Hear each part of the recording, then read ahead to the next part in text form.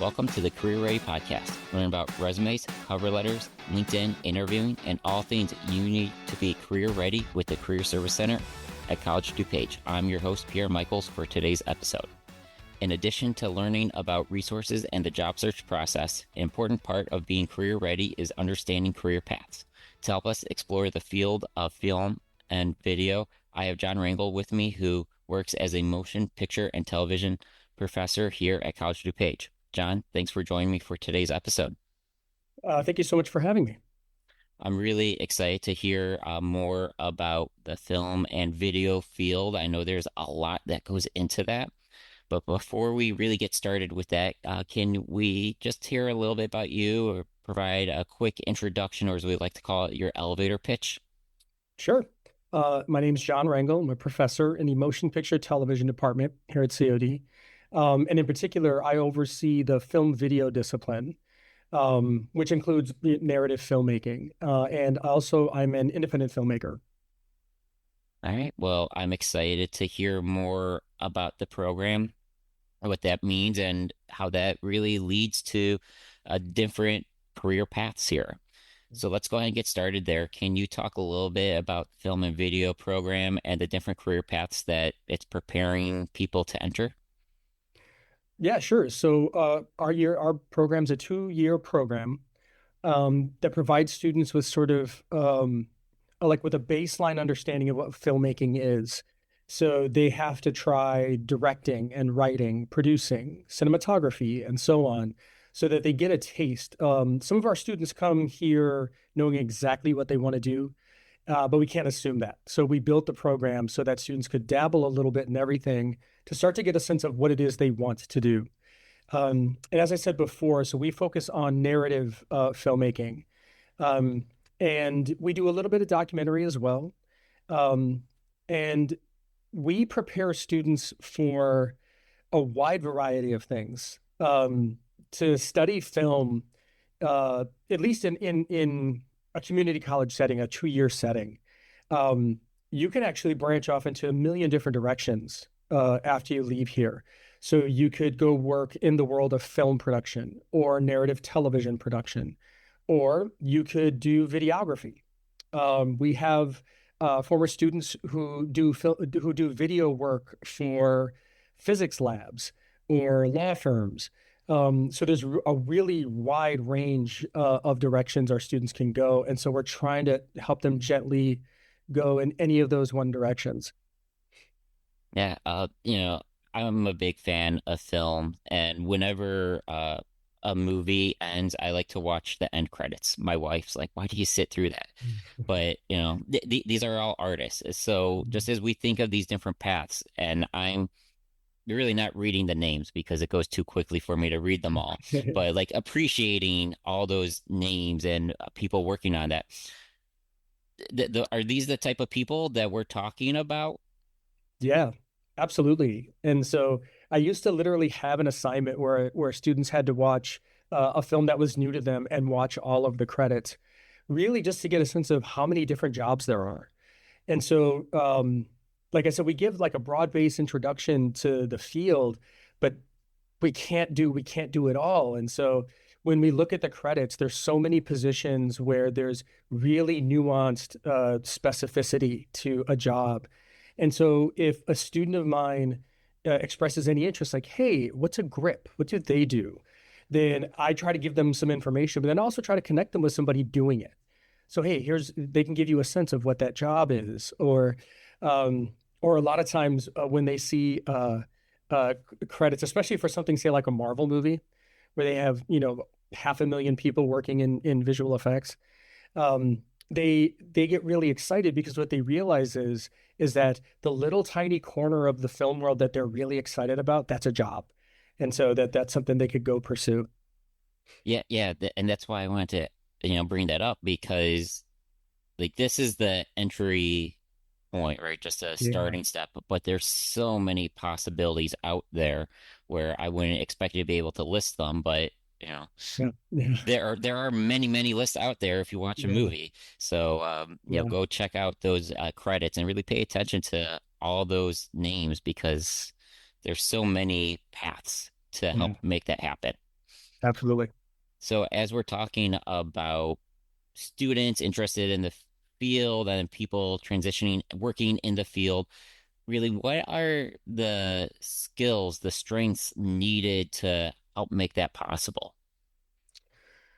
That's a good question, and it's a question that I wrestle with literally every semester, trying to make sure that we're catering to our students properly. So I would say there's a few things. Um, One is a certain willingness to meet other people. And so most of our students don't necessarily realize when they arrive that that's a primary skill. And so I tell them it's something as simple as meeting other filmmakers who like what you like. Like that's a big deal. Like finding your people to go make your stuff. Uh, So there has to be a little bit of willingness. And so I always make sure to say, you can be shy and do that. Like you don't have to be, it doesn't have to be jazz hands or anything. It's just a willingness to to interact, to engage with other filmmakers. If you can't do that, it makes things significantly harder. Because let's say that your thing becomes something like making wedding videos. You have to engage with the couple getting married, and you have to engage with, so like it's a really central part of the job that a lot of our students will overlook before coming here.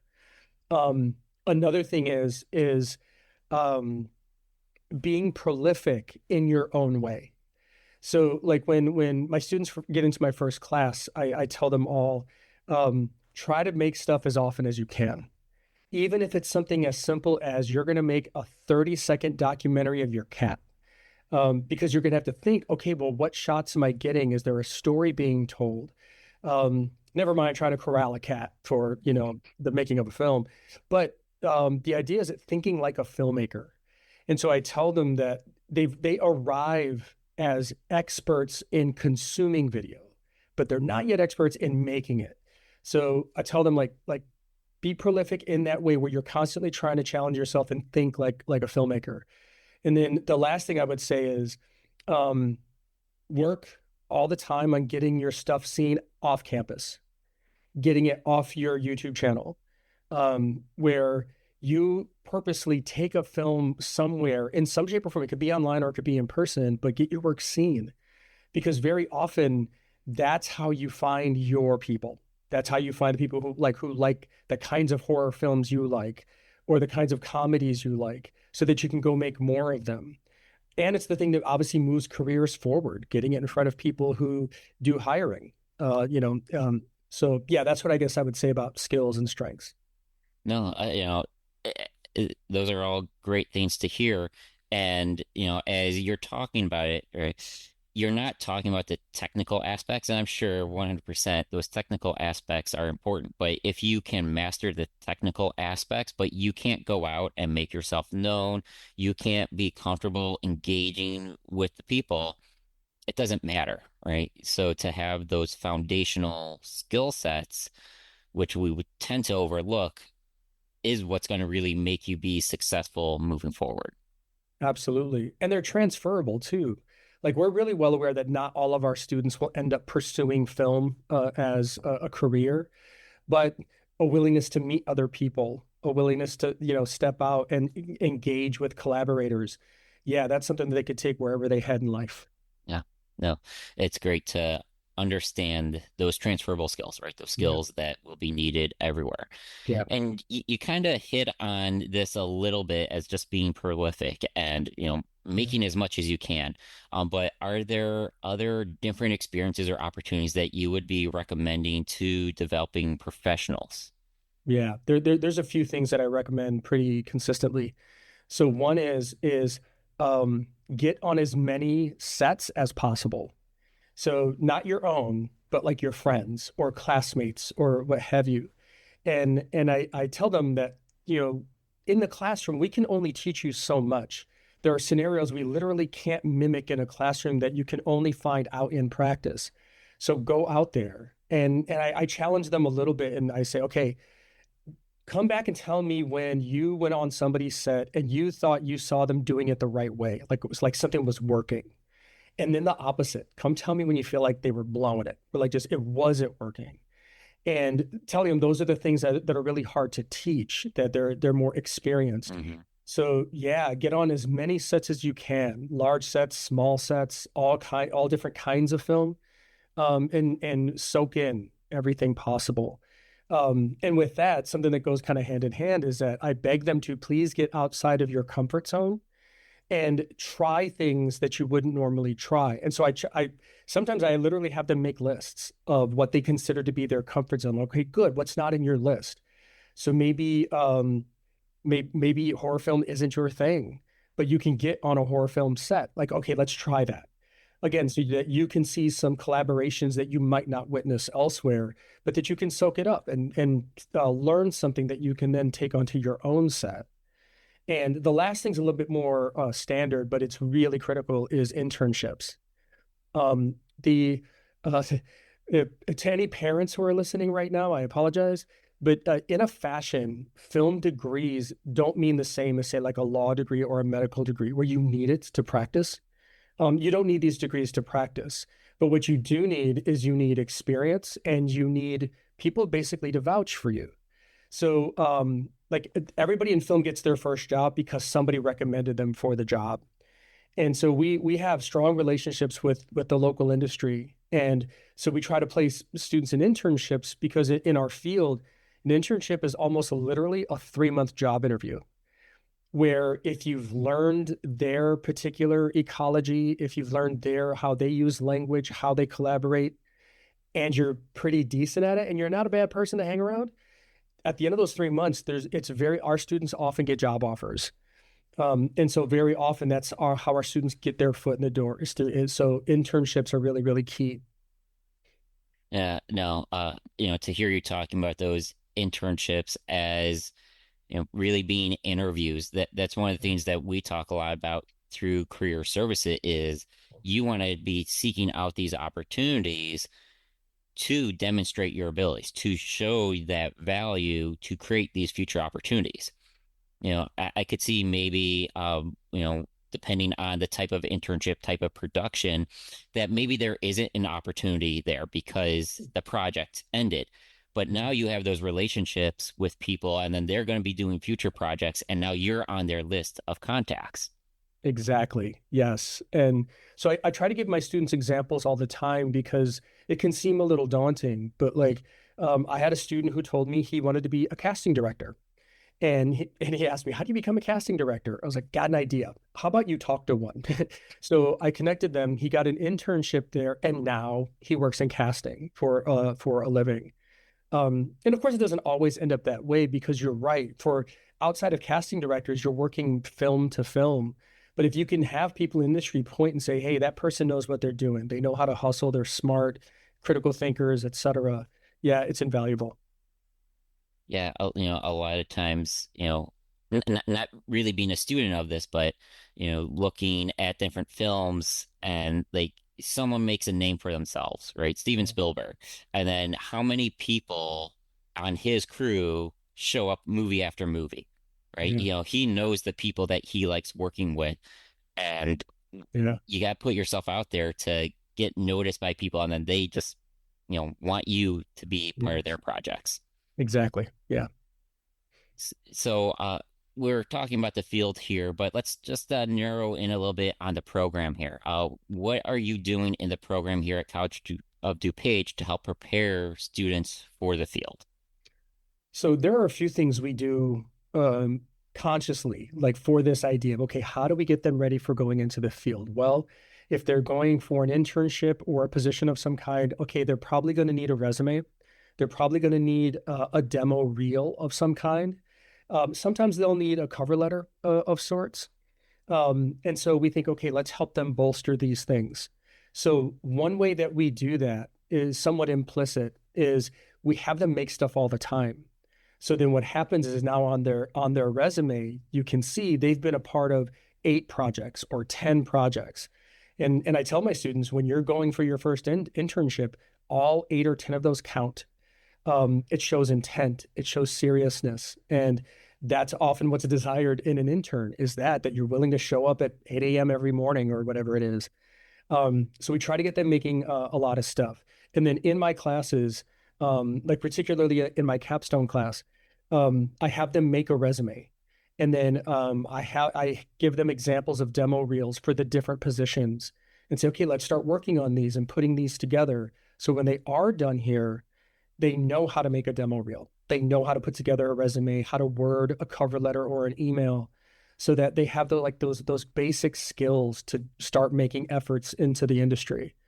Another thing that we just started doing a couple of years ago is we have an MPTV film festival, and it's in the middle of April, and we have it at the York Theater in Elmhurst. And a part of the motivation for that is our accrediting body said to us, hey, we would love it if you all would celebrate your students the way the industry would celebrate work. And so we thought, hey, let's do a film festival. And more importantly, let's do it off campus so that it feels more industry, maybe a little less school.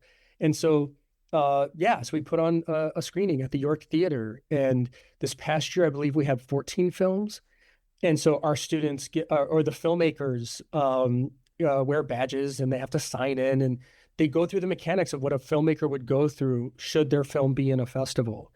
And so we put together a little program that has like descriptions of the films and headshots of the filmmakers, again, so that we can basically give them a warm up. Like, okay, when you start getting your films out into the world, these are some steps you're going to have to go through.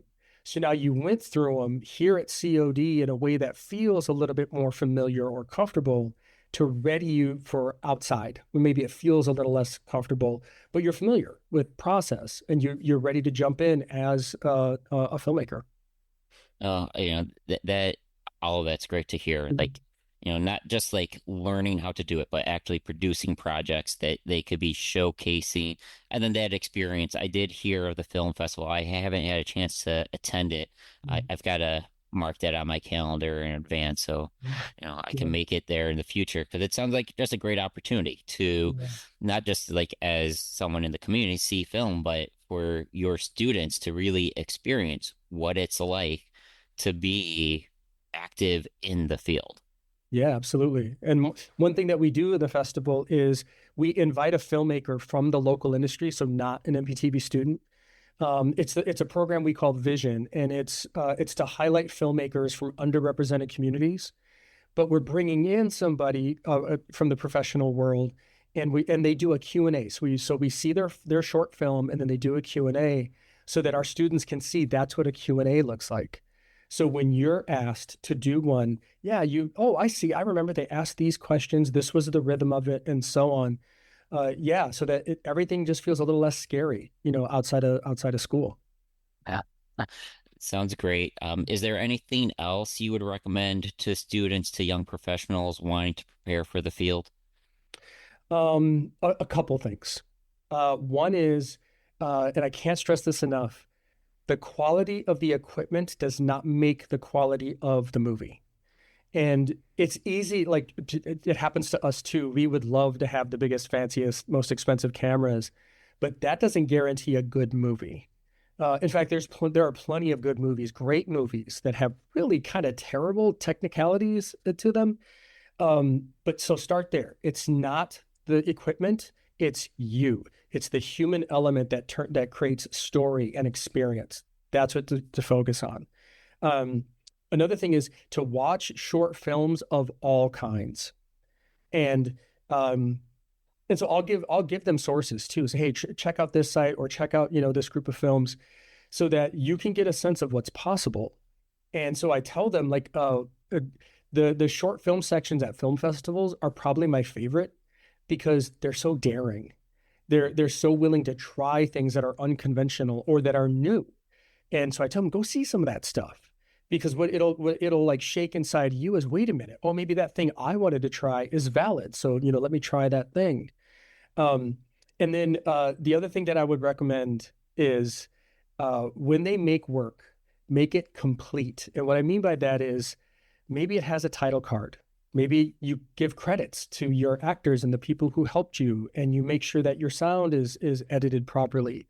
Because when students are out doing stuff for TikTok or Instagram, what is complete in that world is not the same as what's complete in ours. And we often find it's kind of a hurdle because our students just aren't used to thinking in that fashion. So when you make your 30-second documentary about your cat, make sure you got a title, credit your cat, anybody else who helped you, so that you can start getting into that rhythm of, oh, this is what a film experience is. No, all of that sounds great. And, I'm just, again, thinking of some of those early, filmmakers and, some of those things that I've seen them do. And it's like the quality as far as like equipment, and like I could tell they didn't have it, but it didn't stop them from pursuing their passion. And, you know, they did make a complete thing with what they had at hand. And then a lot of times that's their springboard to getting noticed. So it makes a lot of sense to hear all of this. Yeah. So thank you for sharing all this insight. Before we wrap up here, how can interested listeners find out more about the program here at College of DuPage? Well, one way is you can go to cod.edu and you can search film production or film video, and that'll take you right to our page and our information about our program. And if you want to know more about it, my email address will be there. And people feel free to contact me with questions, and then maybe I could point you in a specific direction. But I could just say very quickly, it's rangel@cod.edu, and that's RANGEL @cod.edu. And I'll encourage our listeners to just look at the show notes. You'll be able to find the email there, and I'll link for the program there. Cool. All right. Well, thank you, John, for sharing this great information. I really appreciate just hearing everything that you're doing and how students are getting prepared for this path. Pierre, thank you so much for giving me the chance to share this. Yeah, it's been really great. Thank you. Well, with today's episode, there is no listener question. However, if you have a question, you can submit it to careerpodcast@cod.edu or on social media @COD Career Center, and you may hear it answered in a future episode. Thanks to all our listeners, and special thanks to John Rangel for joining the Career Ready podcast. We hope you now have a better understanding of the film and video field.